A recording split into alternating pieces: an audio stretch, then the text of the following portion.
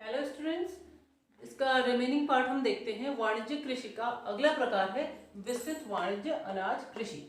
ये क्या है? देखिए, विस्तृत वाणिज्य अनाज कृषि जो है ये मुख्य रूप से मध्य अक्षांशों के आंतरिक अर्धशुष्क प्रदेशों में की जाती है और इसमें जो मुख्य फसल होती है वो है गेहूं की।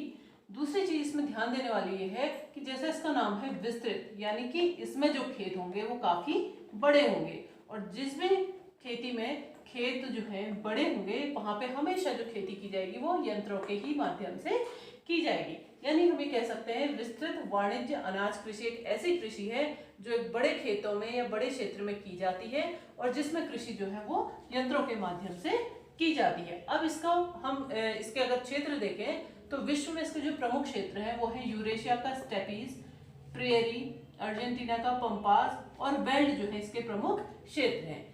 इसके बाद आगे हम सेकंड देखते हैं मिश्रित कृषि। जैसा कि इसका नाम है मिश्रित कृषि, परंतु कई बार ये बच्चे कंफ्यूजन में आ जाते हैं कि मिश्रित कृषि में कई फसलें एक साथ बोई जाती हैं। ऐसा नहीं है, इसका नाम जरूर मिश्रित कृषि है पर इसकी विशेषता ये है कि इसमें जो फसलें बोई जाती हैं फसलों के साथ साथ पशुपालन भी किया जाता है। दो चीजें एक साथ होती है, फसलोत्पादन भी होगा और उसमें पशुपालन भी होता है। दूसरी चीज, ये जो मिश्रित कृषि है ये प्रायः विश्व के विकसित देशों की कृषि है, जैसे यूरोप की, अमेरिका की, इन देशों में ये मिश्रित कृषि की जाती है। ये थोड़ा सा डिफरेंट है विस्तृत वाणिज्य कृषि से। इसमें जो खेत होते हैं उनका आकार मध्यम होता है और जो इसमें प्रमुख उत्पादन होता है फसलों का वो है गेहूं, जौ, राई, चारा फसल। चारा फसल इसलिए इसमें मेन है क्योंकि इसमें पशुपालन भी किया जाता है। तो हम देख रहे हैं यहाँ पे कि मिश्रित कृषि में शस्यावर्तन की प्रोसेस की जाती है। शस्यावर्तन होता क्या है? देखिए, शस्यावर्तन का मतलब होता है किसी भी खेत में बदल कर फसलें बोना। जब हम बदल कर किसी जगह पे फसलें बोते हैं तो उस खेत की जो उर्वरक शक्ति होती है निरंतर बढ़ते जाती है। अब वाणिज्य कृषि का नेक्स्ट जो उदाहरण है वो है डेयरी कृषि। जैसा कि हम सभी को विदित है, डेयरी शब्द जो होता है वो दुग्ध उत्पादनों से संबंधित होता है। इसमें ये जो डेयरी कृषि है इसका मुख्य जो उद्देश्य होता है वो होता है दुग्ध व्यवसाय को बढ़ावा देना, दुग्ध व्यवसाय हमेशा निरंतर आगे बढ़ाना। तो इसमें हम देखते हैं कि डेयरी जो व्यवसाय है इसमें सबसे पहले दुधारू जो पशु होते हैं उनकी देखरेख की जाती है, उनको पाला जाता है। इस प्रकार की जो डेयरी कृषि है इसमें पूंजी बहुत अधिक चाहिए क्योंकि जो पशु पाले जाते हैं वो एक बहुत बड़े फार्म में पाले जाते हैं और उनकी काफी देखरेख करनी पड़ती है। तो उस देखरेख के लिए, पशुओं के रहने की उचित व्यवस्था के लिए, इन सभी कार्यों के लिए प्रायः पूंजी हमें अधिक चाहिए होती है। इसके अलावा पाले हुए पशुओं से दूध निकालने के लिए या उन्हें चराने के लिए या उनकी देखरेख करने के लिए बहुत अधिक श्रम की भी इसमें आवश्यकता पड़ती है।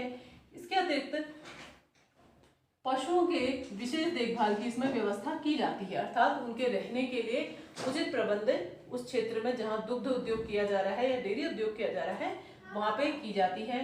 इसके अतिरिक्त जो दुग्ध निकालने का कार्य होता है वो प्रायः उसके लिए यंत्रों का प्रयोग किया जाता है। इसके अतिरिक्त जब हम देखते हैं तो इसमें जानवरों के स्वास्थ्य, प्रजनन आदि पे विशेष फोकस किया जाता है, उसको बहुत अधिक महत्व दिया जाता है। ये जो डेयरी कृषि होती है ये नगर और औद्योगिक केंद्रों के निकट बनाई जाती है। इसका प्रमुख कारण ये है कि जो डेयरी प्रोडक्शन होता है, यहाँ से जो दुग्ध के जितने भी उत्पाद होते हैं वो तुरंत समाप्त या खराब होने योग्य होते हैं, तो इसलिए क्या होता है उनको नगर और औद्योगिक केंद्रों के निकट लगाया जाता है ताकि जैसे ही प्रोडक्शन हो उसको अति शीघ्र नगरों और शहरों की ओर भेजा जा सके। पूरे विश्व में डेयरी उद्योग के जो प्रमुख क्षेत्र हैं वह उत्तर पश्चिम यूरोप, जहाँ डेनमार्क का एरिया है, कनाडा है, न्यूजीलैंड है। इस मानचित्र में हम डेयरी कृषि के जो प्रमुख क्षेत्र हैं उन्हें देखेंगे, जिसमें से जो सबसे अधिक प्रसिद्ध क्षेत्र है वो है उत्तर पश्चिमी यूरोपीय क्षेत्र। ये उत्तर पश्चिम का यूरोप का जो क्षेत्र है ये डेयरी कृषि के लिए बहुत अधिक विश्व में प्रसिद्ध है। और इसी क्षेत्र में जो डेनमार्क का एरिया है ये भी अपने दुग्ध उत्पादन के लिए पूरे विश्व में प्रसिद्ध है। द्वितीय स्थान पे आता है उत्तरी अमेरिका का कनाडा। ये वाला जो क्षेत्र है ये द्वितीय स्थान में दुग्ध उत्पादन करता है विश्व में। तीसरे नंबर पे आता है न्यूजीलैंड, जो हम यहाँ देख रहे हैं मानचित्र में। ये जो न्यूजीलैंड का एरिया है ये तृतीय स्थान पर है। और चतुर्थ नंबर पे आता है दक्षिण पूर्वी ऑस्ट्रेलिया। ये दक्षिण वाला भाग है ऑस्ट्रेलिया का, और ये पूर्वी, तो ये पूरा भाग मिलके कहलाता है दक्षिण पूर्वी ऑस्ट्रेलिया। तो हमने ये देखा 1, 2, 3, 4, ये चारों क्षेत्र जो हैं वो विश्व में डेयरी कृषि के लिए प्रसिद्ध हैं। नेक्स्ट है भूमध्य सागरीय कृषि। भूमध्य सागरीय कृषि का जब विस्तार की बात हम करते हैं तो भूमध्य सागरीय जो कृषि है वो भूमध्य सागर के आसपास के क्षेत्रों में की जाती है। अब इसके आसपास के क्षेत्र जो हैं मुख्य रूप से जैसे यूरोप का दक्षिणी भाग वहाँ पे आता है, और अफ्रीका का उत्तरी भाग हो गया, और कैलिफोर्निया, ये 3 क्षेत्र जो है वो भूमध्य सागरीय कृषि के लिए प्रसिद्ध है। ये जो भूमध्य सागरीय कृषि है ये पूरे विश्व में खट्टे फलों की आपूर्ति के लिए प्रसिद्ध है। जैसे इसमें हो सकता है नींबू, संतरा, मौसमी, ये इसके अंतर्गत इनकी पैदावार की जाती है। ये क्षेत्र एक दूसरी जो फसल है अंगूर, उसके लिए भी पूरे विश्व में प्रसिद्ध है, और अंगूर पे ही कई उद्योग आधारित हैं और वो पूरे विश्व में विख्यात है। जैसे मदिरा उत्पादन, किशमिश का उत्पादन, मुनक्का बनाना, ये सारे उद्योग ऐसे हैं जो अंगूर पे ही निर्भर करते हैं। इसके बाद आगे हम देखेंगे ये क्षेत्र जैतून के उत्पादन के लिए भी पूरे विश्व में प्रसिद्ध है। तो हमने भूमध्य सागरीय कृषि की जो प्रमुख विशेषताएं देखी वो ये थी कि भूमध्य सागर के आसपास के क्षेत्रों में की जाती है, और ये जो कृषि है वो पूरे विश्व में नींबू, संतरा, मौसमी जैसे खट्टे फलों की आपूर्ति करता है, और पूरे विश्व में अंगूर की खेती के लिए प्रसिद्ध है। वाणिज्यिक कृषि के 2 प्रकार, सहकारी कृषि और सामूहिक कृषि को हम यहाँ पे डिस्कस कर रहे हैं। जो सहकारी कृषि होती है उसमें जितने भी किसान होते हैं वो एक संस्था बना के कार्य करेंगे।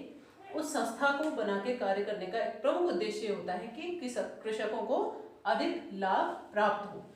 इस संस्था में जो ये सहकारी संस्था होती है वो कृषकों को सभी प्रकार की वस्तुओं को खरीदने, कृषि उत्पाद को बेचने, वो समस्त साधनों को जुटाने में सहायता करती है। यानी जो संस्था होगी सभी प्रकार की जो काम होंगे वो संस्था के माध्यम से किसान करेगा। अगर उसे कोई कृषि उत्पाद चाहिए, कोई वस्तु बेचनी है, या कोई कच्चा माल चाहिए, तो सारी चीज की व्यवस्था ये संस्था करेगी जो उन लोगों ने मिलकर आपस में बनाई है। तो ये जो सहकारी संस्था थी इसकी जो शुरुआत की गई थी वो डेनमार्क, नीदरलैंड और स्वीडन से की गई थी, परंतु इन अलग अलग देशों में जब देखा गया तो सबसे अधिक सफलता इसको डेनमार्क में मिली। आज की ये स्थिति अगर देखा जाए तो डेनमार्क के जितने भी किसान हैं वहाँ पे वो सारे किसान सहकारी संस्था के अनिवार्य रूप से सदस्य हैं। तो है इसमें दूसरा सामूहिक कृषि। सामूहिक कृषि की बात जब हम करते हैं तो ये जो सामूहिक कृषि होती है इसमें पूरा स्वामित्व जो होता है वो समाज का होता है, या जितने भी लोग उसमें काम कर रहे हैं उन सबका अलग अलग रिस्पॉन्सिबिलिटी होती है इस कृषि को करने की। ये जो सामूहिक कृषि थी इसकी शुरुआत सोवियत संघ से हुई थी, और सोवियत संघ में इसको कोलक होज कहा जाता था। ये बहुत इंपॉर्टेंट है कि कोलक होज क्या है, ये आता है तो कोलक होज सामूहिक कृषि का नाम है और वो सोवियत संघ में इस नाम से प्रसिद्ध है। अब देखिए इसमें क्या है, सामूहिक कृषि में जितने किसान होते हैं वो अपनी भूमि, पशु और श्रम के माध्यम से उत्पादन कार्य करते हैं। इसके अलावा जो उत्पादन कार्य किया जाता है उसका जो मूल्य होता है वो सरकार निर्धारित करती है कि किस मूल्य पर उसको खरीदा या बेचा जाएगा।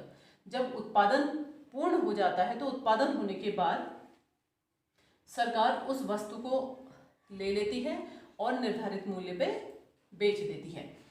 लेकिन कई बार ऐसा होता है कि उत्पादन जो होता है वो आवश्यकता से अधिक हो जाता है, तो जो एक्स्ट्रा उत्पादन हुआ है उसको फिर जितने भी किसान होते हैं उनमें आपस में वितरित कर दिया जाता है।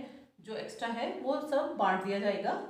और फिर इसकी एक विशेषता और है कि जैसा हमने आपको भी बताया कि सामूहिक कृषि में जितने भी संसाधन होते हैं वो किसान अपने आप अरेंज करता है। तो अगर उत्पादन कार्य के लिए कोई मशीन भाड़े पे ली गई है, किराए पे ली गई है, तो उस पे एक्स्ट्रा टैक्स या कर उसको किसान को चुकाना पड़ता है। इसके अलावा जो किसान इसमें कार्य करते हैं उनको उनके कार्य के अनुसार भुगतान किया जाता है। जिसने बहुत अच्छा काम किया होगा उसका जो उसको वेतन दिया जाएगा वो अधिक होगा, जिसने थोड़ा कम अच्छा किया होगा तो उसका वेतन उस हिसाब से सेट किया जाता है। इसके अलावा जिस व्यक्ति का कार्य सामूहिक कृषि करने में सबसे अच्छा होगा, जो बहुत अच्छा कार्य करेगा, उसको पुरस्कार दिया जाता है और ये पुरस्कार नकद राशि के रूप में प्रायः दिया जाता है। तो हमने देखा सहकारी कृषि और सामूहिक कृषि में व्यापक अंतर है और ये बहुत इंपॉर्टेंट है। सहकारी कृषि और सामूहिक कृषि के जो अंतर है इसको आप देख लेंगे। स्टूडेंट्स, अगला है खनन। खनन का मतलब होता है, आपको पता है, खनन मीन्स होता है खुदाई करना। तो खुदाई करके ही हम पृथ्वी से किसी भी पदार्थ की, बहुमूल्य पदार्थ की प्राप्ति करते हैं। अब हम इसमें देखेंगे कि खनन जो है उसको प्रभावित करने वाले कौन कौन से कारक होते हैं। तो खनन को प्रभावित करने वाले जो कारक होते हैं उनको दो भागों में बांटते हैं। एक होता है आपका भौतिक कारक, दूसरा आपका होता है आर्थिक कारक।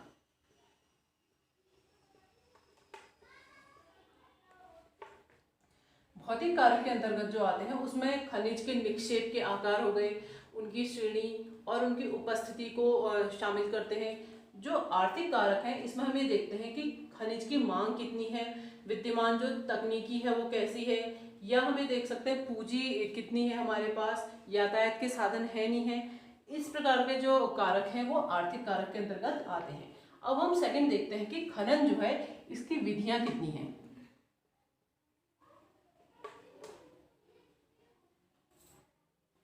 खनन की जो विधियां हैं ये प्रायः दो प्रकार की होती हैं। खनन की जो विधियां हैं, एक है धरातलीय,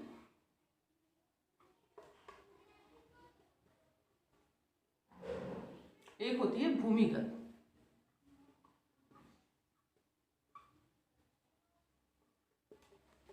जैसा कि फर्स्ट है धरातलीय, इसके नाम से ही लग रहा है, ऐसी जो खनन की विधि होगी जो धरातल के आसपास होगी। और भूमिगत माने भूमि मीन्स पृथ्वी, गत माने जाना, यानी भूमिगत कौन सी विधि होगी जिसमें हम पृथ्वी के अंदर जाएंगे। धरातलीय होगी जो धरातल के ही पृथ्वी के जो आसपास होगी, ऊपरी क्षेत्रों में जो होगी। इसमें हम ये देखते हैं जो धरातलीय खनन होता है ये वाला, इसका एक दूसरा नाम भी है, वो है विवृत खनन।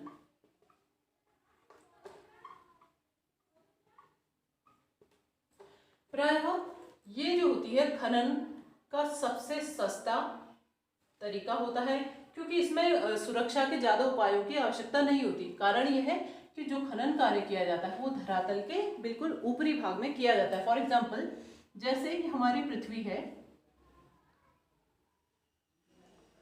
ये खनन कार्य जो है धरातलीय खनन की बात हम कर रहे हैं, ये धरातल का जो ऊपरी भाग है इस भाग में किया जाएगा। तो इसमें ज्यादा टेक्नोलॉजी की कोई आवश्यकता नहीं है और इसमें ये जो खनन है वो काफी सुरक्षित खनन कहलाता है। जब हम दूसरे खनन की बात करते हैं, भूमिगत खनन की बात, तो इसका एक दूसरा नाम भी होता है कूप की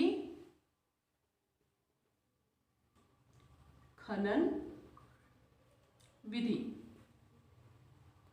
जैसे इसी प्रकार का हम उदाहरण लेंगे, भूमिगत मीन्स जब भूमि के अंदर जाएंगे। ये एक तो हमने देखा सरफेस पे हो रहा है, दूसरा जब हम खुदाई करने के लिए भूमि के अंदर काफी गहराई पे इन भागों में जाएंगे। तो ये भाग क्या है, भूमि के काफी अंदर है और यहाँ जाने के लिए हमें काफी टेक्नोलॉजी की आवश्यकता होगी या फिर हमें काफी सुरक्षा उपायों के साथ हम यहाँ पे खनन कार्य कर सकते हैं। दोनों में व्यापक अंतर है। इस वाले में हम क्या कर रहे हैं, भूमि के अंदर यहाँ तक जा रहे हैं। तो ये जो विधि है कूप की विधि जिसे कहते हैं, इसमें कई बार क्या होता है, दुर्घटनाएं होने का खतरा होता है। होता क्या है, जब हम इसमें खनन कार्य के लिए अंदर उतरते हैं, इन क्षेत्रों में जाते हैं, तो कई बार ये होता है कि ऑक्सीजन की कमी हो जाती है या कई बार ऐसा होता है जो गड्ढे होते हैं वो धंस जाते हैं। तो इसमें जान माल का काफी खतरा रहता है और ये थोड़े कॉस्टली विधि है। Thank you very much.